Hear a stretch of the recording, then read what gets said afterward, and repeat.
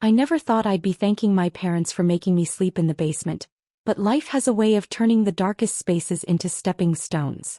Before I tell you how I ended up owning the mansion where my sister's wedding turned into the most memorable day of my life, let me know where you're watching from in the comments.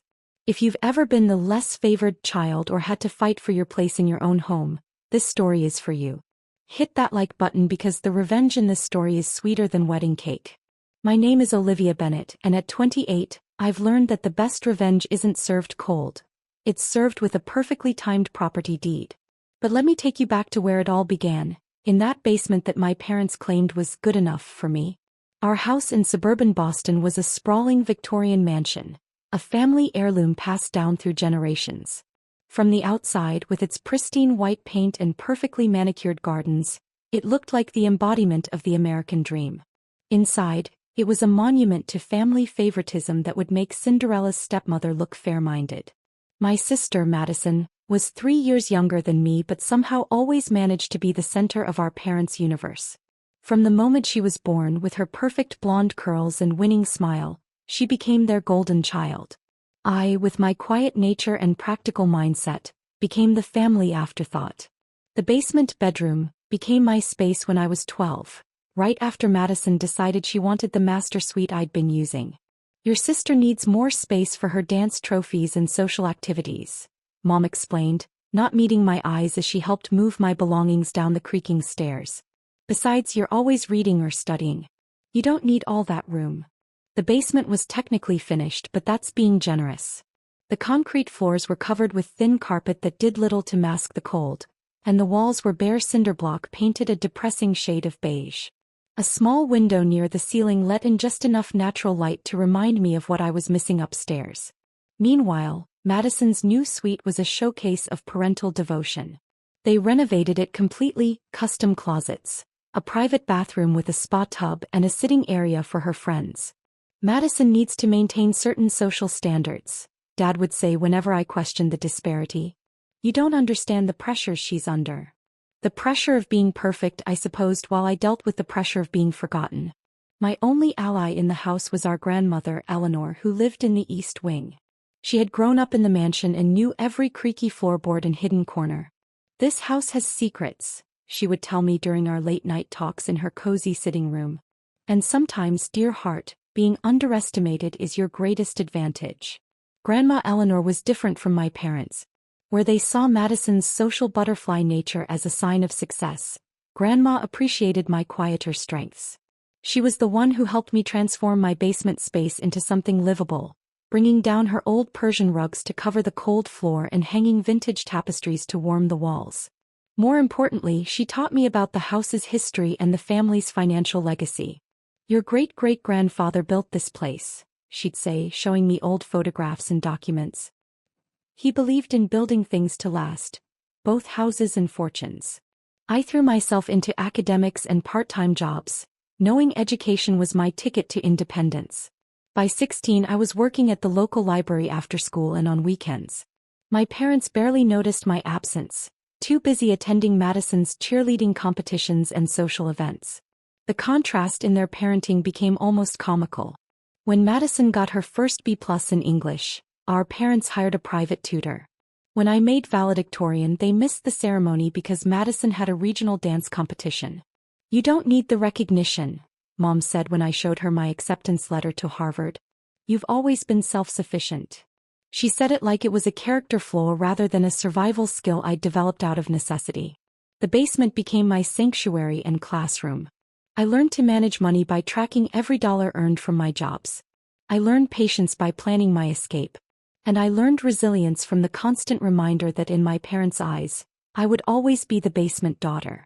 Grandma Eleanor's guidance became more focused during my high school years. She wasn't just teaching me about family history anymore. She was teaching me about investment, property management, and the power of quiet accumulation of wealth. The basement has made you strong, she told me one night after a particularly difficult family dinner where my parents had praised Madison's mediocre grades while ignoring my scholarship offers. It's taught you to build your own foundation. I didn't understand the full meaning of her words then, but I would later. College applications became another exercise in family dynamics. Madison applied to state schools with good social scenes. I applied to top-tier universities with strong business programs. When acceptance letters arrived, my parents' reactions were predictable. Harvard? That's so expensive, Olivia. Dad frowned at my acceptance letter. And Boston's so far from home. The same day, they celebrated Madison's acceptance to a local college by buying her a new car. You can take out loans, Mom suggested, not looking up from planning Madison's graduation party. You're good with money. You'll figure it out. What they didn't know was that Grandma Eleanor had been preparing for this moment. The night after the college discussion, she invited me to her sitting room and pulled out a heavy manila envelope. Your great-great-grandfather believed in education, she said, sliding the envelope across the table. He set up a trust for his descendants' education. Your parents never asked about it, too focused on their own inheritance. But you, my dear, are exactly the kind of student he wanted to support. Inside the envelope was documentation of a substantial educational trust, more than enough to cover Harvard's tuition and living expenses. Why didn't you tell them about this? I asked, stunned by the figures on the papers. Grandma's eyes twinkled. Sometimes the best advantage is the one nobody knows you have. Your parents chose to put you in the basement, but they never understood that foundations are built from the bottom up. The summer before college, while Madison was celebrating with her friends and my parents were planning her elaborate going-away party, I was learning everything I could from Grandma Eleanor about our family's financial history. The mansion, it turned out, was part of a larger property portfolio that had been carefully managed through generations. The current ownership was complex, with shares divided among family members through various trusts and holdings. Pay attention, Grandma would say as she walked me through property documents and financial statements. Knowledge is power, especially when others underestimate your ability to understand it. The day I left for Harvard, my parents gave me a perfunctory goodbye, distracted by Madison's drama over her roommate assignments at the local college. Grandma Eleanor hugged me tightly and whispered, "Remember, the basement taught you to see what others miss. Don't waste that lesson." I didn't. At Harvard, I doubled in business and real estate development, working internships during every break. While Madison posted sorority pictures and partied, I was learning how to navigate property laws and investment strategies. My parents' dismissal of my achievements continued through college. They attended none of my presentations or honor ceremonies, always finding reasons why Madison's events took priority. You understand, Mom would say. You're the independent one. I did understand, but not in the way they meant. I understood that their perception of me as the basement daughter had nothing to do with my worth and everything to do with their limitations. During my junior year, Grandma Eleanor's health began to decline. Our late-night discussions moved from her sitting room to her bedroom, but her lessons became more urgent. The mansion isn't just a house, she told me one night, her voice weaker but her eyes sharp as ever. It's a symbol of family legacy. Your parents never understood that. They see it as a status symbol, a backdrop for Madison's social life. But you, my basement girl, you understand foundations. She passed away during my senior year, leaving one final lesson in her will. The reading of the will was held in the mansion's library, with the family gathered in their usual positions. My parents and Madison front and center, me in the back like a shadow. The lawyer's announcement stunned everyone. Grandma Eleanor had left me her substantial investment portfolio and her shares in the family property holdings. To my parents and Madison she left only personal items and a small trust.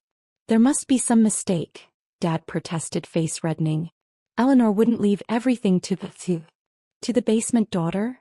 I finished for him, speaking up from my corner. Maybe she saw something you didn't. That day marked the beginning of a shift, though my parents tried to ignore it. They continued treating me as an afterthought, even as I graduated summa cum laude and began building my own real estate investment firm. Madison's life continued on its predictable path. She took a job at a local boutique, more focused on social media influence than career growth. When she met Bradley Winston, son of a prominent local family, my parents were ecstatic.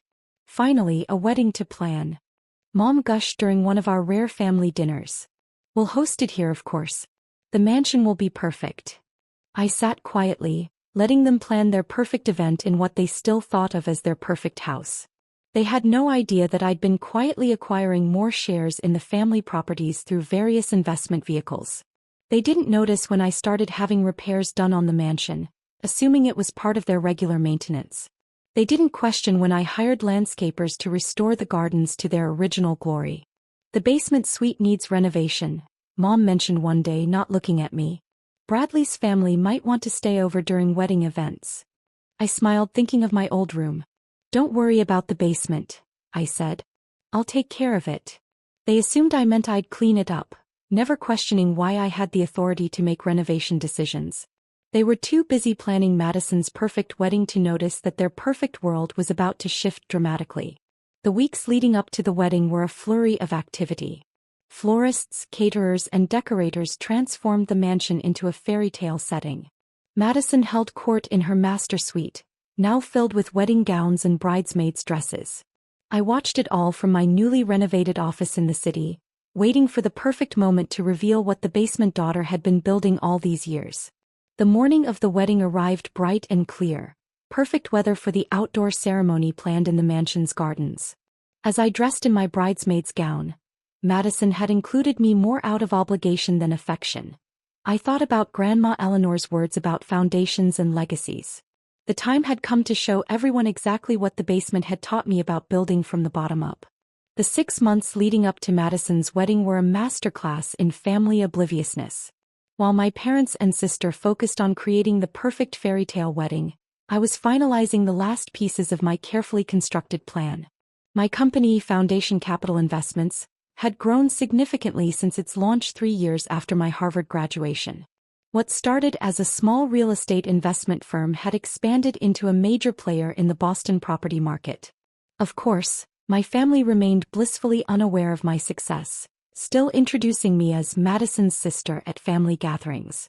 Olivia does something with apartments, Mom would vaguely explain when pressed, before quickly shifting the conversation back to Madison's wedding plans or Bradley's promising career in his family's law firm. The irony was that by this point my real estate portfolio included several premium commercial properties in downtown Boston, including the building where Bradley's law firm rented office space. I'd attended their lease renewal meetings under my company's name, OB Enterprises, while Bradley had no idea he was negotiating with his future sister-in-law. 3 months before the wedding, I made my final move. Using a combination of Grandma Eleanor's inherited shares and my own acquisitions, I consolidated ownership of the mansion under my company's umbrella. The paperwork was filed quietly, the transfer of ownership handled discreetly through my attorneys.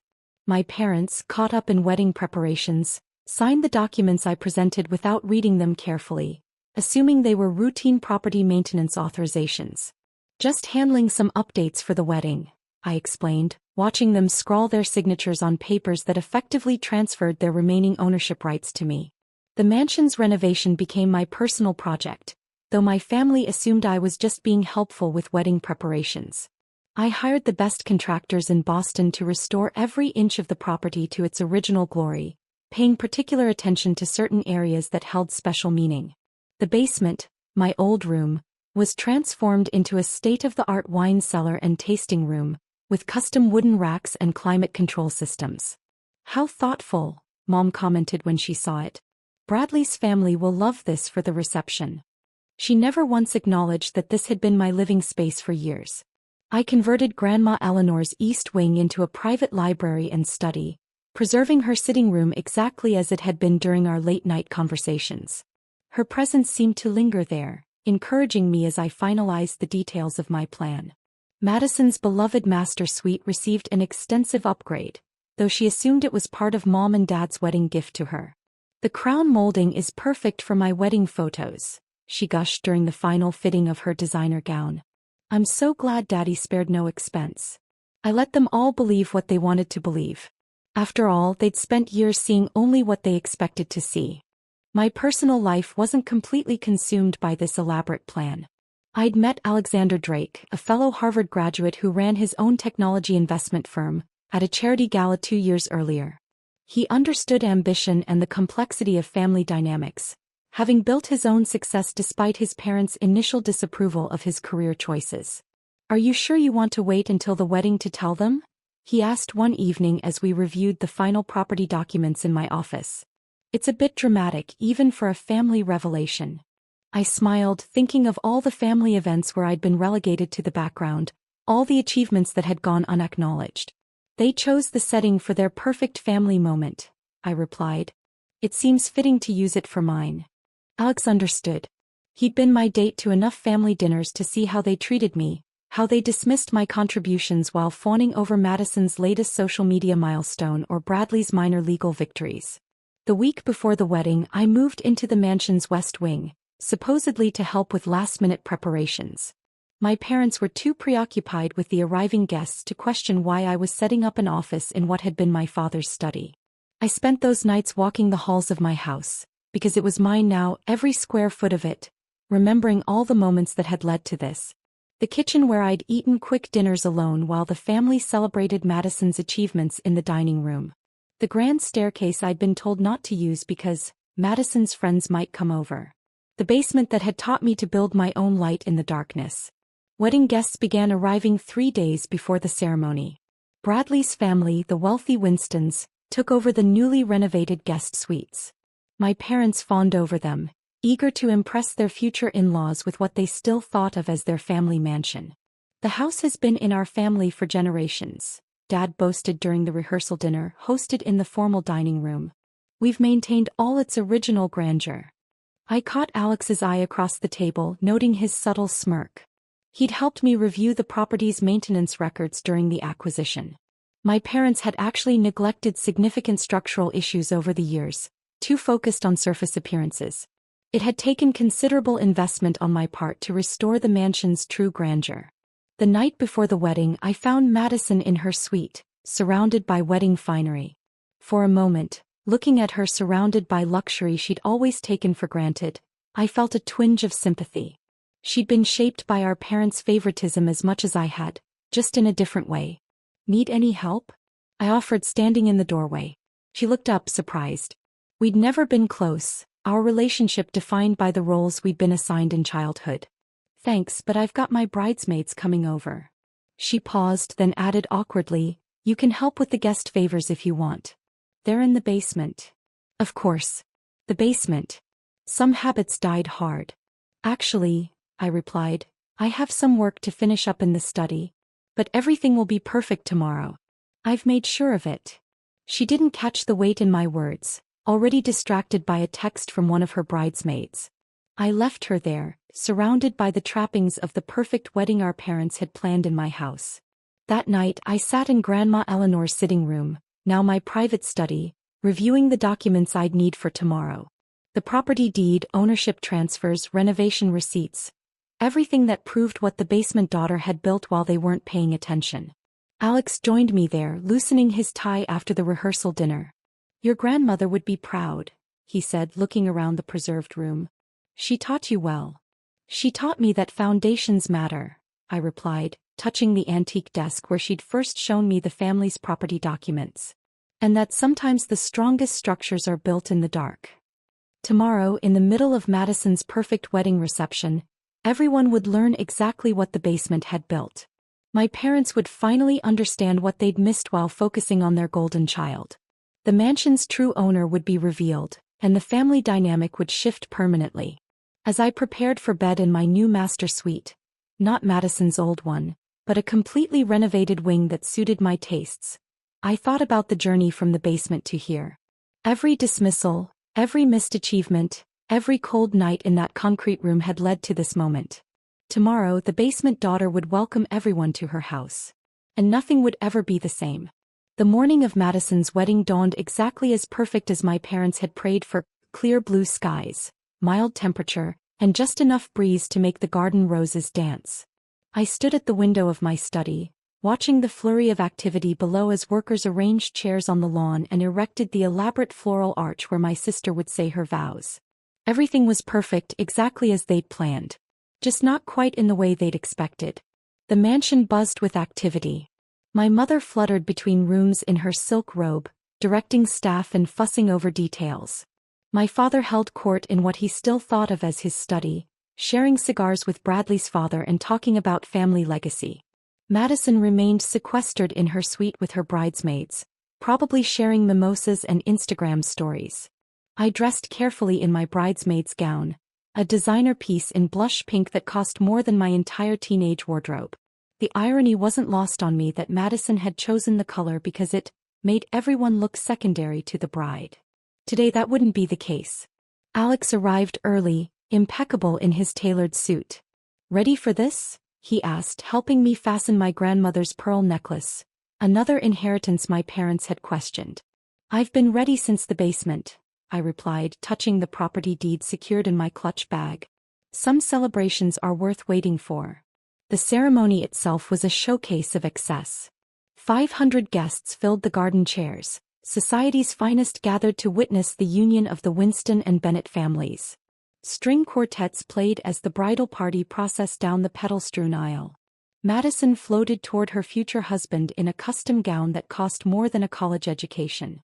I played my part perfectly, holding my sister's bouquet and smiling for photographs. My parents beamed from the front row, their golden child's perfect day unfolding exactly as they'd imagined. Bradley's parents sat beside them, already discussing future family gatherings at the Bennett estate. After the ceremony, guests moved to the reception tent set up on the east lawn. Crystal chandeliers hung from the ceiling, their light catching on hand-painted china and silver settings for hundreds. The champagne alone cost more than my first car, though now I was the one who had signed off on the expenses. The first hint that something was different came during the father-daughter dance. Dad, slightly flushed from champagne, took the microphone to make a toast. "Welcome everyone to our family home," he began, gesturing grandly.